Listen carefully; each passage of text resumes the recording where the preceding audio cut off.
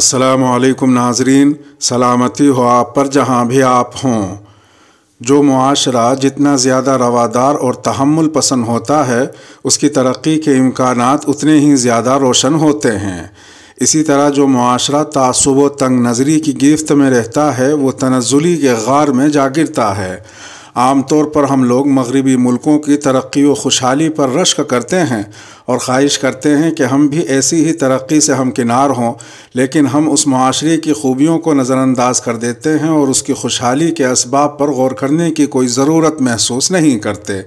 اس کی بے شمار خوبیوں میں سے ایک خوبی یہ بھی ہے کہ وہ روادار اور تحمل پسند ہے۔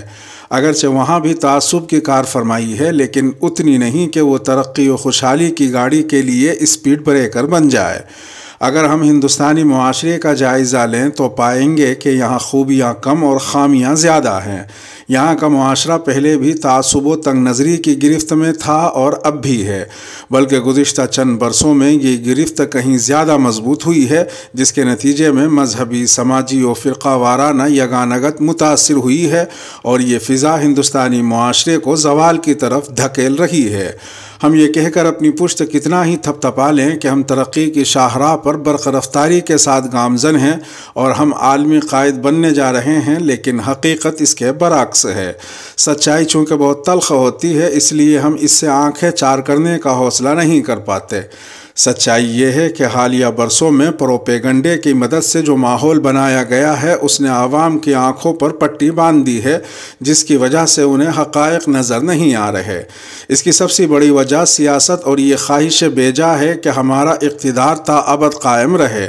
اس کے لیے مختلف قسم کے حربے اختیار کیے جاتے ہیں اور جائز و ناجائز ہر قسم کے طریقے کام میں لائے جاتے ہیں۔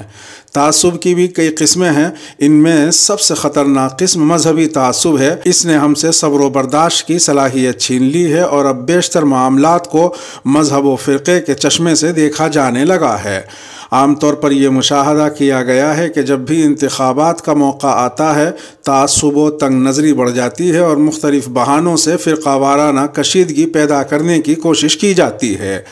حالیہ دنوں میں یہ صورتحال کہیں زیادہ ابھر کر سامنے آئی ہے۔ پاکستان کے ہاتھوں ہندوستانی کرکٹ ٹیم کی شرمناک شکست کے بعد جس طرح محمد شامی کو ٹرول کیا گیا، وہ سماجی و مذہبی ہم آہنگی کے کمزور پڑنے کی جانب ایک واضح اشارہ ہے۔ کہا جاتا ہے کہ کسی بھی کھیل میں فتح و شکست کی ذمہ داری پوری ٹیم کی ہوتی ہے اور خوش دلی کے ساتھ شکست کو بھی تسلیم کرنے کو ہی اسپورٹس مین اسپرٹ کہا جاتا ہے۔ لیکن محمد شامی کے معاملے میں جو کچھ ہوا، وہ نہ صرف عوام کے ایک طبقے کے تعصب کو واضح کرتا ہے، بلکہ اس پر خاموش رہنے کی وجہ سے کرکٹ ٹیم کے دیگر کھلاڑیوں کی سوچ پر بھی سوالیہ نشان لگاتا ہے۔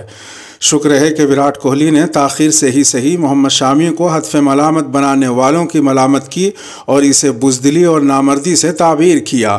بلا شبہ ان کا یہ قدم اسپورٹس کے جذبے کو تقویت فراہم کرتا ہے۔ کیا ہی بہتر ہوتا کہ پوری ٹیم شامی کے ساتھ کندھے سے کندھا ملا کر کھڑی ہو جاتی۔ ادھر دوسری طرف گڑگاؤں ہریانہ کا ایک ایسا کمرشل علاقہ ہے جہاں مسلمانوں کی آبادی بھی ہے اور دوسرے علاقوں سے بہت سے مسلمان وہاں ملازمت کرنے جاتے بھی ہیں، لیکن وہاں مساجد کی تعداد انتہائی کم ہے، جس کی وجہ سے مختلف سیکٹرز کے پارکوں میں مسلمان نماز جمعہ ادا کرتے آئے ہیں۔ لیکن اب دائیں بازو کی بادشر پسند تنظیموں کو مسلمانوں کی ادا چبھنے لگی ہے۔ چنانچہ ابھی تک حکومت اور پولیس کا رویہ مسلمانوں کے حق میں ہے، لیکن یہ رویہ کب بدل جائے کہا نہیں جا سکتا۔ گزشتہ جمعے کو پولیس نے سیکٹر 12 میں نماز کی مخالفت کرنے والوں میں سے 30 افراد کو حراست میں لے لیا اور پھر نماز کی ادائیگی ہوئی، لیکن اب ان لوگوں نے اعلان کیا ہے کہ اگلے جمعے کو وہ اسی پارک میں پوجا کریں گے اور اس طرح نماز کی ادائیگی کو روکیں گے۔ اب اس معاملے کو فرقہ وارانہ رنگ دینے کے ساتھ ساتھ قومی سلامتی کا مسئلہ بنانے کی بھی کوشش کی جا رہی ہے اور الزام لگایا جا رہا ہے کہ ان پارکوں میں باہری لوگ نماز پڑھنے آتے ہیں، جن میں روہنگیا دہشت گرد بھی شامل ہے، حالانکہ اس کا کوئی ثبوت ان کے پاس نہیں ہے۔ مسلمانوں کا کہنا ہے کہ اگر اوقاف کی زمینوں اور تاریخی مسجدوں پر حکومتی قبضے ختم کر دیے جائیں اور وہاں نماز کی اجازت دی جائے تو یہ مسئلہ حل ہو سکتا ہے، لیکن حکومت ایسا کیوں کرنے لگی؟ لہٰذا اندیشہ ہے کہ گڑگاؤں کے پارکوں میں نماز کی ادائیگی کا معاملہ آگے چل کر کوئی خطرناک اور تباہ کن موڑ اختیار نہ کر لے۔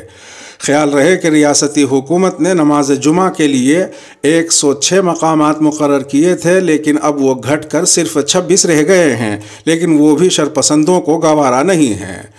تریپورہ میں ہونے والے مسلم مخالف تشدد کے سلسلے میں بہت کچھ ذرائع ابلاغ اور خاص طور پر سوشل میڈیا میں آ گیا ہے اور آ رہا ہے، لہٰذا اس پر زیادہ روشنی ڈالنے کی ضرورت نہیں ہے، لیکن یہ معاملہ بھی اسی تعصب و تنگ نظری سے جڑا ہوا ہے جس سے ایسے دوسرے معاملات جڑے ہوئے ہیں۔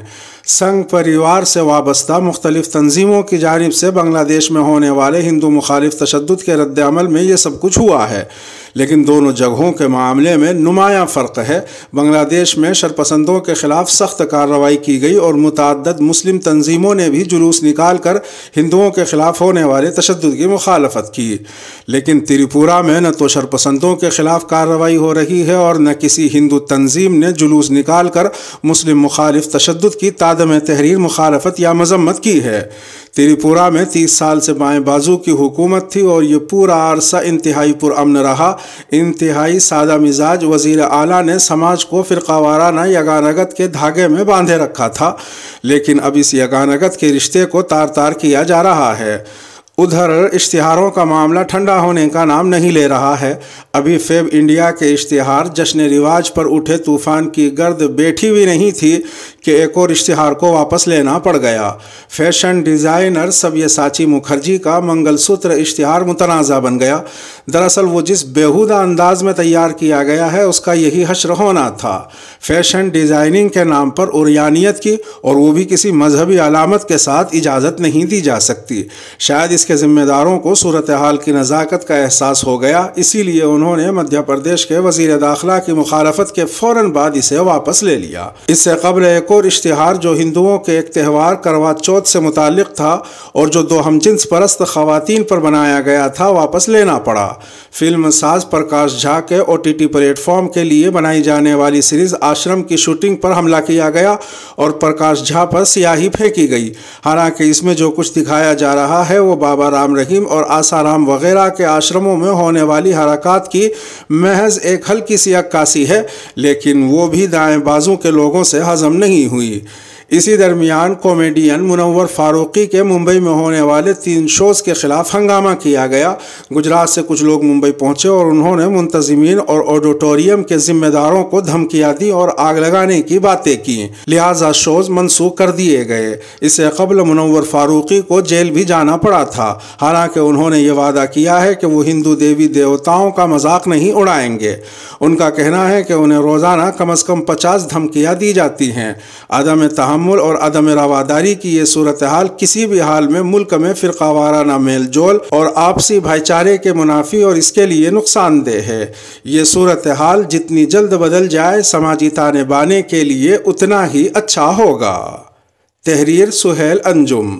اس کے ساتھ ہی ویڈیو کا اختتام ہوا۔ اپنے میزبان راہی حجازی کو دیجیے اجازت۔ سلامتی ہو آپ پر جہاں بھی آپ ہوں۔